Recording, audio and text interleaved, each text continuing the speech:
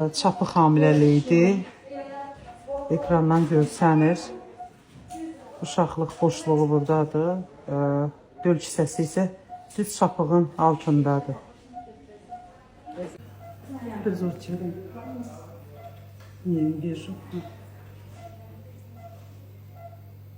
Hal-hazırda qeyri-standart bir situasiyamız olan pasientimizə kiçicik bir müdaxilə etdik. Bu nədir?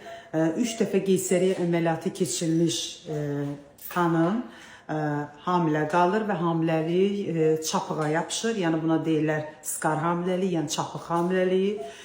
Bu uşaqlıq boşluğu hamiləliyinə bənzəməz. Burada ən xoşa gəlməz hal o nədir? Qanaxmanın olması. Ona görə də burada biz protokola uyğun davrandıq. Əvvəlcə dərman preparatı verdik ki, xorein qanaditropin səviyyəsi aşağı düşsün, biraz orada qanlanma azalsın. Ondan sonra ultrases müayinəsinin altında vakuumla, çox ehtiyatla həmən döl kisəsini götürdük. Şükür, hər şey yaxşıdır, heç bir qanamamız yoxdur.